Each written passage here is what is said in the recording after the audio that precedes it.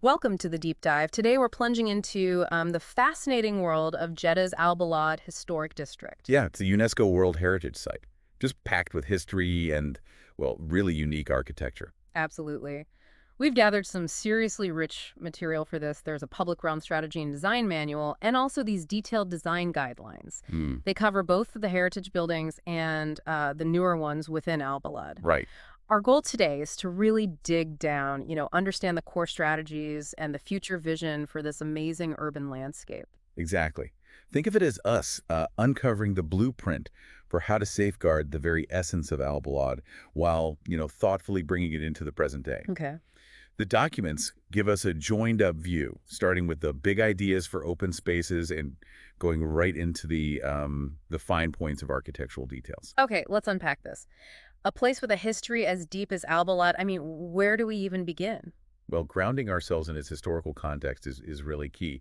Al-Balad isn't some recent creation. Its story stretches way back. Back to around 350 BC, believe it or not, when it started as just a small fishing settlement. Wow. Then over the centuries, it grew into this really significant gateway port for Mecca and Medina, officially from 646 AD. So, yeah, a long history shaping its character. That's an immense timeline. And it wasn't just like a local port, was it? I remember reading about different empires leaving their mark. Precisely. Al-Balad's history is a tapestry, really, woven with influences from Persian, Fatimid, Mamluk, and Ottoman rule before it eventually became part of the Kingdom of Saudi Arabia. Mm-hmm. This constant exchange of cultures has profoundly shaped its urban structure and, well, its architectural style, too. And it's this distinct character that earned it the UNESCO recognition in 2014, correct? It wasn't solely about the age of the buildings, was it? Absolutely not. UNESCO recognized Al-Balad for its culturally important historic cityscape as a whole. The whole thing. Yeah, including its exceptional architecture, those incredible tower houses, where we should definitely talk more about those. The rawasheen, yeah. Exactly, the rawasheen. And also its interconnected network of public spaces. You've got the vibrant souks, the narrow zoukwahs. These walks like alleyways. Yeah, think of them as intricate alleyways, very characteristic. And then the more open barahats, sort of like small squares or courtyards. Okay. These spaces together, they tell the story of how life unfolded there for centuries. Now, I also remember reading about how shifts in global trade patterns affected Jeddah's importance as a port over time. That must have played a role, too. It certainly did.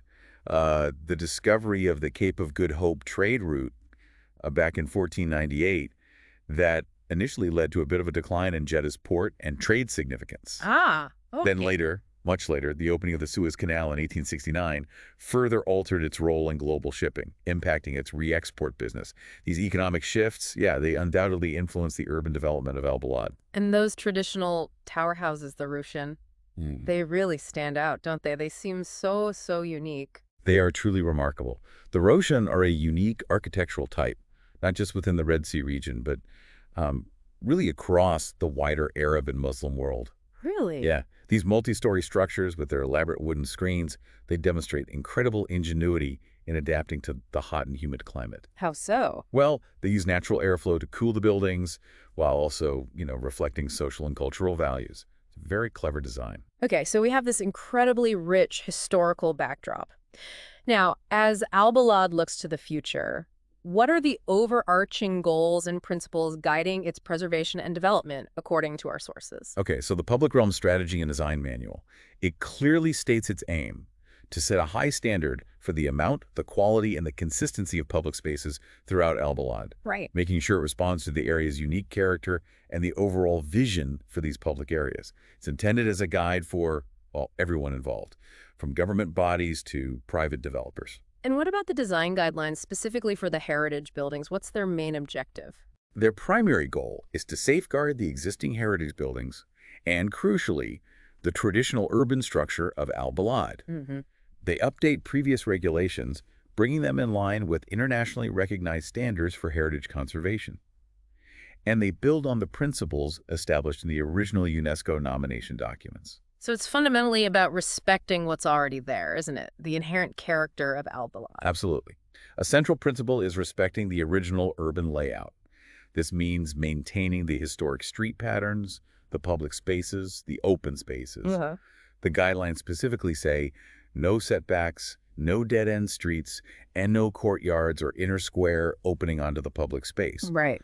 That organic network of streets, which developed, naturally over time, is considered a crucial part of its heritage value. That makes perfect sense. You can't just impose a modern grid-like structure on something that evolved over centuries like that. Exactly. What about the buildings themselves? What are the main principles for working with them? Authenticity and integrity. Those are the key words, both when restoring existing buildings and in any reconstruction work. Okay. There's a strong emphasis on respecting the original features and even the original uses of buildings when thinking about adaptive reuse, giving old buildings new purposes. The idea is to keep the spirit of the place alive. And how are they approaching materials and techniques? It can't be about completely freezing everything in time, can it? Surely not. No, no. The guidelines recommend using traditional building materials and techniques, definitely. However, they also acknowledge the need to carefully incorporate new technologies and materials where appropriate. Right. But a crucial consideration is respecting the bioclimatic design, how these buildings were originally designed to interact with the climate. For example, using natural ventilation to stay cool. That's vital. Okay, that lays out the why and the broad what. Now let's dig into the how. What are some of the specific strategies for the public realm that these documents outline? Right, the public realm strategy. It operates on two levels. There's a site-wide strategy looking at Al-Balad as a whole. The big picture. Exactly. And then there's place-specific design guidance that gets into the nitty-gritty of individual spaces. Okay. The strategy mentions 6 overarching principles, sort of golden rules, for achieving high-quality public realm designs, though the documents focus more on the tangible results of applying these principles. Like what kind of results? Well, things like prioritizing the pedestrian experience, enhancing visual coherence, promoting sustainability, that sort of thing. And what are some of the key outcomes they're aiming for in these public spaces? A major goal is to increase the amount of open space available. That's a big one. How are they planning to do that? By transforming underused areas, even ruins, into valuable public spaces. There's also a vision for redeveloping the waterfront to create more green open space, maybe even a large metropolitan park eventually. That sounds like a significant improvement for residents and visitors alike. What about the public spaces that already exist? Are they just leaving those untouched? Oh, no, not at all. Yeah. The strategy emphasizes improving the quality of existing spaces. Things like upgrading the paving, the lighting, planting, seating. The basics, but important. Very important. They also want to integrate infrastructure to better support events in public spaces, like having readily available electricity and water connections. Makes hosting things much easier. Public art can be a delicate subject in a historic area like this. What's their approach? They're advocating for a very thoughtful and curated approach. It needs to be appropriate for the historic district, intentionally designed, and crucially, never overshadow Al-Balad's inherent character. So subtle. Ideally, yeah. It should highlight local stories, whether written or oral, and the materials and size should always harmonize with the historic surroundings. No jarring contrasts. Now, a significant challenge in a place like Jeddah is the climate. It's hot, it's humid. How are they addressing planting and greenery in a sustainable way? Sustainability is definitely a central concern for planting. The strategy prioritizes using plants that need little water and can tolerate salty conditions. Makes sense, right? Absolutely. They're also looking at strategically placing trees to provide shade and help with navigation wayfinding, often in groups rather than, formal rows. And I read something interesting. Using treated wastewater. Yes. Yeah. From mosques and new commercial developments for irrigation. It's quite innovative. That's a really smart idea. I noticed an example in the sources about mosque gray water reuse. Could you tell us more about that? Yeah, the documents highlight the Faraj User Mosque and the Abu Anaba Mosque as examples. They've actually estimated how much gray water from ablutions could be collected each week. Okay. And calculated how many trees they could potentially irrigate. And the numbers are quite significant. It shows a very practical approach to conserving precious water. Moving on to how people get around within Al-Balad, it's famous for its narrow alleyways, the zoukwaks. How are they thinking about pedestrians versus vehicle traffic? Well, the clear priority is pedestrian movement, particularly in the zoukwaks. As it should be, probably. Right. The strategy proposes removing raised edges, like curbs, to create a level surface, giving more space to pedestrians. They want to manage vehicle traffic, of course, to ensure essential services and deliveries can still happen. Right. You can't ban everything. No. But ideally, by consolidating these movements where possible, They generally advise against using bollards to control vehicles, because those can become obstacles for pedestrians too. It sounds like they're also aiming to reduce clutter in the public areas. I recall reading about some existing issues there. Exactly. The sources point out current problems like poor paving, too many traffic barriers, just general street clutter, Yeah. often with low-quality street furniture and inconsistent lighting, sometimes way too bright.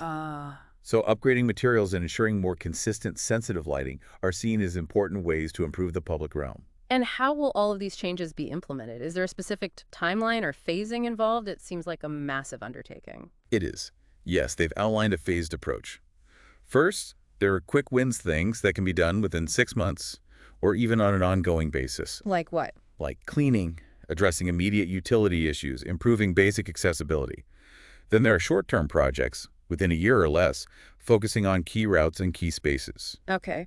And then medium-term projects within about 2 years will address more streetscapes, heavily used zookwalks, and parking solutions. That gives a good overview of the implementation plan. Now let's focus on the specific types of open spaces they've identified. The documents mention different typologies. What's that about? Right. They've defined 10 distinct types of open spaces. It's based on their size, their character, and how they relate to the surrounding buildings. And types. Okay. Yeah, this helps in creating a diverse network of spaces that cater to different needs across Al-Balad. Could you give us a few examples of these typologies and what makes them distinct? Certainly. So you have civic baraha. These are significant at the scale of Al-Balad, even Jeddah as a whole, often associated with important historical sites or cultural landmarks. Like a main square. Sort of, yeah. Yeah. Bab Jadid, the historic northern gate area, is an example of a civic baraha. Then you have district baraha. Okay. These are important within their specific urban districts, like Barahat Bangash and Barahat Ash-Shajara in the Har al-Yemen neighborhood. These are intended to be more multi-layered spaces with a variety of uses. And what about smaller, more local spaces? Are there categories for those too? Yes, definitely. They've defined local baraha, which are smaller spaces, usually in predominantly commercial areas, designed to work well with the shops and businesses around them. Right. Then neighborhood house and local house are even smaller, more localized spaces within residential and commercial areas, respectively. Haushabu al-Hamayel is an example, a local house, a small neighborhood-level space, maybe more intimate. It sounds like they've really considered the different scales of public space, haven't they? They really have. What are some common considerations across these different typologies? Is there a common thread? Yeah, there is. Across all of them, there's an emphasis on creating flexible spaces that can be used for various activities. There's multi-use. Exactly. They aim to use high-quality materials, preferably sourced from Saudi Arabia, increase shade through planting crucial there, and improve accessibility for everyone. Good. For some types, like the neighborhood house, they're even thinking about including play areas for different age groups, and importantly, taking into account the needs of both boys and girls. Ah, interesting. I also saw something about community gardens. That sounds like a really positive addition. Yes, for some of the smaller open spaces, especially those near mosques, they're envisioning community gardens, maybe with plants that can be eaten or used for medicine, Oh, nice. and potentially even irrigated with that treated gray water from the mosques themselves, adds both environmental and, community benefits. Let's shift our focus now to the routes, the streets, alleyways, and souks. How are they categorizing these, and what are the design principles for each? Okay, routes. They've established a hierarchy. Streets are further categorized as arterial, link, and local access streets. Right. Then you have the souks, the market areas, which are vital, and the zookwalks, those pedestrian alleyways, which can be residential, commercial, or even alongside the lagoon. And what about the materials they'll be using for these different routes, paving and such? The primary material for paved surfaces is Saudi basalt, but they'll use different finishes and sizes to indicate the route's importance and how it's used. So variation. Yeah, subtle variation. For example, more significant routes might have larger paving stones. They're emphasizing texture over, say, intricate paving patterns, which haven't always been quite right for the historic character. What about the zookwalks? They're such a defining characteristic of Al-Balad, aren't they? Absolutely. Zookwalks are being treated as pedestrian-first spaces. The plan is for consistent paving surfaces, maybe with smoother and rougher finishes to distinguish main and secondary routes. Okay. Street furniture will be kept to a minimum and carefully placed, often within a defined zone along the edge. And as I mentioned, raised edges are generally discouraged to maximize pedestrian space. And the souks, they're such vibrant centers of activity. What are the design considerations for them? Souks will generally have larger paving formats, again, to emphasize their importance. They're also looking at creating defined areas like edges for displaying merchandise. Ah, practical. Yeah, very practical. And using special paving to highlight key zones within the souks. The guidelines even provide specific considerations for major souks like Souk Bab Mecca, Al-Alawi, and Quabble. Very detailed. What about the streets? How will they balance the needs of pedestrians and vehicles there? That's always tricky. It is. Street design will focus on creating safe places for pedestrians to cross, definitely providing shade through tree planting, and integrating street furniture in a thoughtful way, not just plonked down anywhere. Right. Across all route types, they're emphasizing the use of sustainable materials. Those that are locally sourced, have low embodied carbon, are durable, reusable, and easy to maintain. That's a constant theme. Now, moving beyond the hard surfaces, what about the soft landscape? The planting and greenery. What are the main ideas there? Well, the overall feel of planting in Al-Balad is intended to be natural and informal, avoiding rigid geometric layouts. Okay. Because of the climate, water conservation is absolutely crucial, so they're strictly prioritizing plants that can survive with little water and tolerate salty soil. Drought tolerant, saline tolerant. Exactly. Trees will be strategically placed to provide shade and help people find their way around, and they'll be minimizing understory planting unless it serves a specific purpose, like providing herbs or edible plants, as we discussed with the community gardens. And what about the public realm elements? The seating, lighting, bollards, bins, that sort of thing. What's the guiding principle behind those? The approach here is simplicity and consistency. The public realm elements, benches, lights, etc., have been carefully chosen.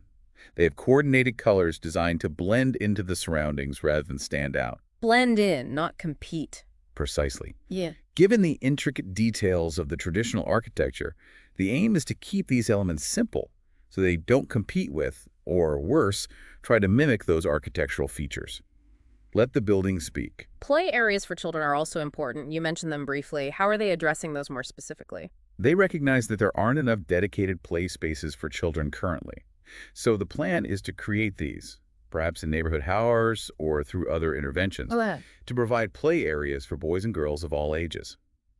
The design of these play areas should be appropriate for different age groups, encouraging both informal and active play, and importantly, specifically considering the needs of girls and young women based on community input. That's good to hear. Okay, we've covered a lot about the public spaces. Now let's turn our attention to the architectural design guidelines. These seem crucial for preserving the unique built environment itself. Absolutely crucial. The guidelines divide Al-Balad into geographic areas GA1, GA2, GA3. GA1 is the heart of the UNESCO World Heritage Property, so it has the most stringent development controls. Makes sense. And Dahab Street is also specifically identified as a key area needing, well, urban regeneration or repair. And what's the overarching principle for architectural design in these areas? What's the main message? The main principle is well-thought-out architectural design. It has to suit its location, be sustainable for the climate, and above all, reinforce the authenticity of Al-Balad. Right. They're moving beyond just, superficially applying traditional Hijazi decorative elements.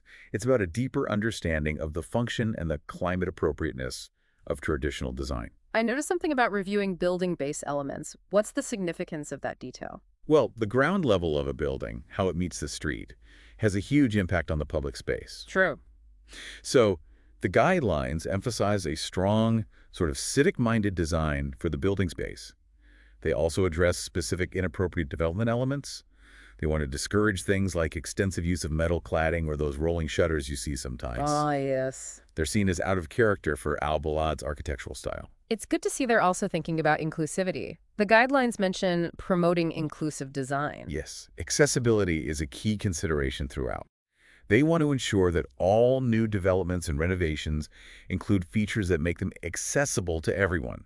Universal design principles. What about the height and size of buildings? That's so important to the character, the skyline of a historic district. The guidelines are very clear on this. They want to respect the existing height and size of heritage buildings. Any increases are generally not allowed. Generally not allowed. Are there exceptions? Very limited exceptions, only for essential services, like elevators perhaps. And even then, these must be completely concealed from public view. No visible additions on the roofline if possible. Terraces are also a distinctive feature, aren't they? Are there any specific guidelines for those? Yes, terraces are seen as historically important, well-kept open spaces. The guidelines limit the amount of built features like kiosks or pergolas to a small percentage of the total terrace area. Okay. They also have strict rules about the visibility of service equipment. Things like water tanks, AC units. They have to be grouped, optimized, and positioned discreetly, definitely out of sight from public spaces. With modern life comes modern utilities, of course.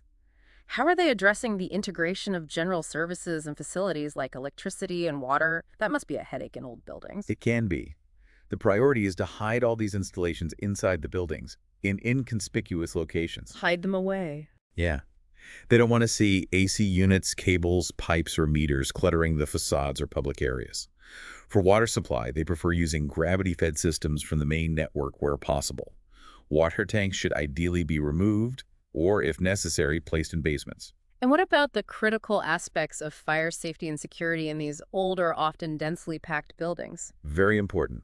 The guidelines emphasize that every renovation project must clearly define where all fire protection and security equipment will be located and how it will be integrated architecturally. Right. These measures must comply with current regulations and be adapted to each specific building. They even require a building evacuation plan to be created before a restored building is put back into use. Safety first. Sustainability is a recurring theme we've noticed. How do the architectural guidelines address energy efficiency and the use of clean energy? They strongly encourage incorporating efficiency, clean energy, and those bioclimatic design principles we touched on earlier. Right, the natural ventilation. Exactly. Before any restoration, they want an analysis of how the building originally interacted with the climate. They prioritize improving energy efficiency through better insulation and sealing, and they encourage the use of renewable energy sources where feasible, and the application of traditional designs for natural cooling. Finally, a crucial aspect for a UNESCO site must be understanding the impact of any changes. The guidelines mention Heritage Impact Assessments, HIAs. Yes, an HIA is a fundamental requirement for all projects within the core zone and the buffer zones. What does that involve? It's basically a systematic process to evaluate the potential effects, positive or negative, of any proposed work on the outstanding universal value, the OUV, of Al-Balad. The OUV, that's the UNESCO term. That's the key term. The goal is to ensure that any changes maintain, or ideally, enhance its heritage significance. They also stress the importance of following the UNESCO recommendation on the Historic Urban Landscape, or HUL. HUL. Yeah, Historic Urban Landscape. It's about integrating conservation with sustainable development goals. The guidelines also categorize the condition of existing buildings, don't they? Why is that important? Yes, this categorization ranging from good condition to stable damage, medium damage, serious damage, right down to very poor or ruin, helps determine the most appropriate way to intervene. So different rules for different conditions. Exactly. These approaches range from simple maintenance and light repair for buildings in good shape to more extensive restoration, maybe even reconstruction and adaptive reuse for others. Each has its own detailed guideline. Wow. For example, there are specific instructions for preserving and restoring traditional features like takalil. Those are the wooden beams used in masonry and crenellation, the decorative battlements. Very specific. It sounds like an incredibly detailed and thoughtful approach to managing Al-Balad's future. Really comprehensive. It truly is. The level of detail in these strategies and guidelines, it really shows a deep commitment. A commitment to preserving the unique heritage of Al-Balad while also planning for a sustainable and vibrant future for this historic urban center. They even include specific considerations for the different buffer zones surrounding the core heritage area and strict criteria for any potential reconstruction of the old city gates. So it extends beyond the core site itself. Oh, yes. The aim is to integrate modern architecture respectfully within the traditional context, even in surrounding areas, and to use new building materials thoughtfully, only where they improve building performance without compromising the historic fabric's values. Okay, so after this really deep dive into these comprehensive documents, what are the key takeaways you think our listeners should remember? What's the bottom line? Well, I think the most important thing to remember is that Al-Balad is undergoing a very careful, very ambitious transformation. It's clearly driven by a profound respect for its rich history, but also a clear vision for creating a sustainable and dynamic future. Right. The strategies and guidelines we've discussed, they highlight a really nuanced approach to urban conservation. It's not simply about preserving Al-Balad and keeping it static. Yeah, not a museum piece. Exactly.